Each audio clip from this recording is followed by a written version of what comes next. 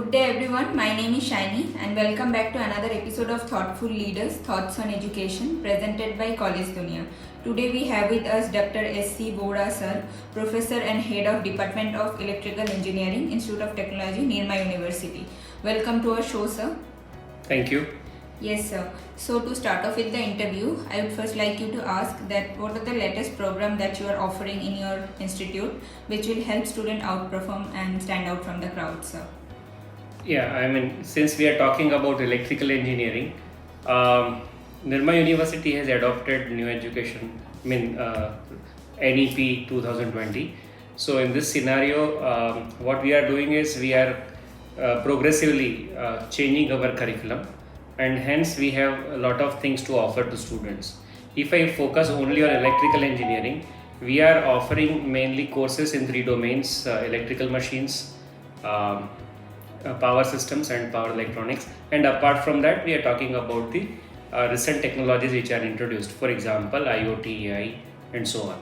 So considering the NEP requirements, considering the flexibility that we are offering, our courses are redefined in such a way that students are able to get the current trends very easily, but at the same time they maintain the basics, they talk about the fundamentals. So without changing great fundamentals requirement, we are topping up with the new curriculum, where we focus on presently we focus on electric vehicle as well as we focus on the renewables. These are the trend today in the domain of electrical engineering. And since we talk about electrical engineering EV domain, we talk about electrical motors, which are again based on the advanced machines, and at the same time power electronics being used with that. Whereas with reference to renewables, we are talking about the renewable resources along with the power systems. So a lot of technological changes have happened, and that is incorporated in our syllabus. And naturally, if we offer such recent trends, my students would be more equipped while they go out. That's the major change that we have. Right sir. So my next question is, what are the type of project that students are working on through this program sir? Students are taking up very diverse topics for their projects. As I said, we are talking about electric vehicle, we are talking about renewable energy resources. A lot of students are incorporating electrical motors, power electronics for very much important control of the electric vehicle. Our students are competing in different competitions, and through this they are also coming up with various things. For example, we take part in Solar Electric Vehicle Challenge, we take part in SAE Baha e-vehicle. At the same time, our students are working in incorporating AI, IoT with power systems and renewables. So lot of different aspects are looked at. They design the machine itself in our laboratory, they give this for the manufacturing subsequently, and testing results have been so encouraging.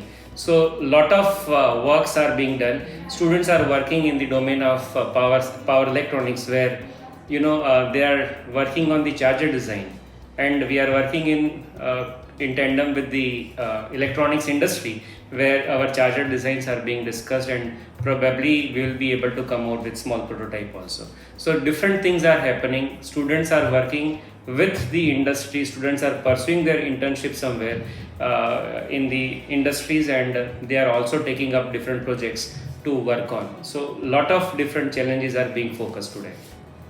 Right sir. So moving to my next question, that what are the benefits and career options after pursuing this course program? Everything, I believe. You look for career options in the domain of core electrical engineering organizations. Maybe you can think of ABB, Hitachi, BHEL. Maybe you can talk about L&T Technological Services. You can focus on small scale industries, where students have themselves started initially with startup and grown up to a small scale level.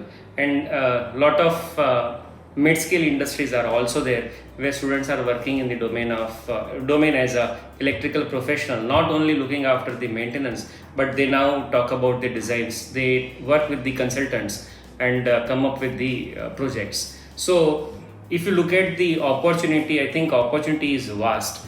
And when you talk about the other domain, for example, you would wish to pursue higher studies, uh, electrical engineer leaving this campus, pursuing their higher studies in the domain of AI. Our few students are working at IISc as of now to pursue their studies in AI domain. Some of them are working in the domain of microelectronics. Some of them are working in the domain of semiconductors. Some of them are working in the domain of AI, IoT. Lot of domains are being explored by electrical engineering students. So I think there is no limit for our students to pursue the domain.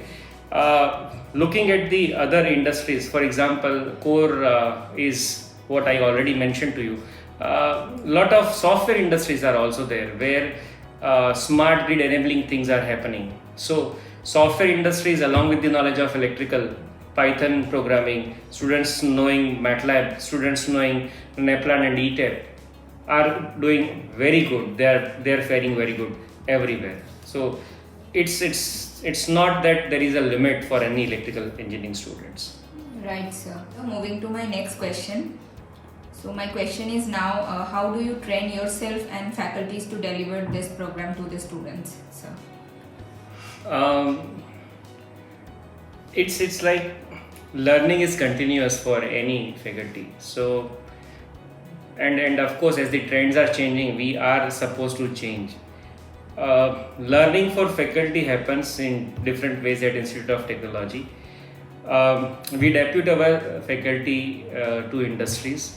They go to the industries for 15 days, 1 month, stay over there, work with the industry, understand the trends, learn the manufacturing aspects, learn the maintenance aspect, and then develop themselves in very specific domain. For example, as I said, EV is trending today. We are working with Tata Motors, we are working with the professionals of Tata Motors to teach them some of the courses which is relevant to that industry. At the same time, our faculty understands very much required nuances in the domain of electric vehicle. We have very good connects with the industries nearby. Tata Motors is one of them, Mindra is one of them. We are talking with MG Motors, we had discussions with L&T. Lot of industries like Hitachi Energy, Hitachi Hyrel, lot of industries are in very good connect with us, and we are fortunate enough to have their support. Second way our faculty members learn is we also undertake courses from the Coursera. We understand the nuances that the world is looking at.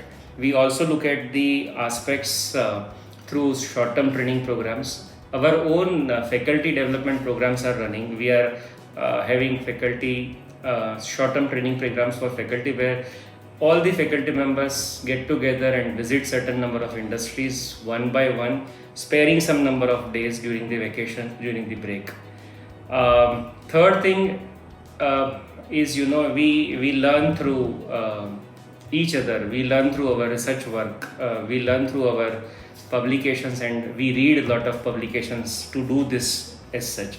So we look at not only in the academic domain, but we also look at the industrial domain, and having support from both our academic peers as well as from the industry support, we are able to learn the present trends. Lot of consultants are in touch, so even we get to know how the consulting profession has changed and how we are expected to change in this domain.